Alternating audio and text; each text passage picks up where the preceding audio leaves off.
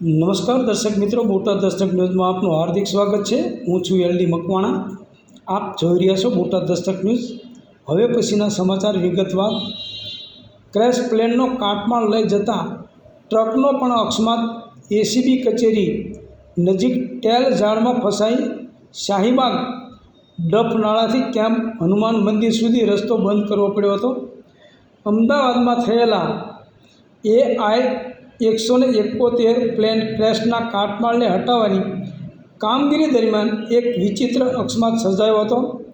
પ્લેનના ટેલ ભાગને લઈ જતી ટ્રક શાહીબાગ ડફનાળા નજીક એસીબી કચેરી સામેના એક ઝાડમાં ફસાઈ ગઈ હતી। ઘટનાને પગલે પોલીસ અને ફાયર વિભાગની ટીમે તાત્કાલિક ટેલને ઝાડમાંથી હટાવવાની કામગીરી શરૂ કરી હતી, જેના માટે શાહીબાગ ડફનાળાથી કેમ્પ હનુમાન મંદિર સુધીનો રસ્તો બંધ કરવો પડ્યો હતો।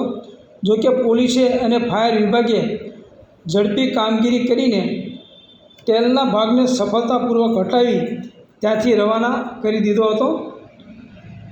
ગુરુવારે અમદાવાદ એર ઇન્ડિયાની પ્લેન ક્રેશ દુર્ઘટનાએ તમામને હચમચાવી દીધા હતા। જ્યારે પ્લેનનો કાટમાળ દૂર કરવામાં આવી રહ્યો હતો તે દરમિયાન અંદરથી એક એર હોસ્ટેસનો મૃતદેહ મળી આવ્યો હતો, જેને ફાયર વિભાગ અને એનડીઆરએફના કર્મચારીઓએ કટર મશીનથી છૂટો પાડી દોરડાથી ખેંચી આ મૃતદેહ બહાર કાઢ્યો, જેની સ્થિતિ અરેરાટી ઉપજાય એવી હતી। પ્લેનના ટેલમાંથી મૃતદેહ બહાર કાઢવાનો વિડીયો પણ સામે આવ્યો હતો।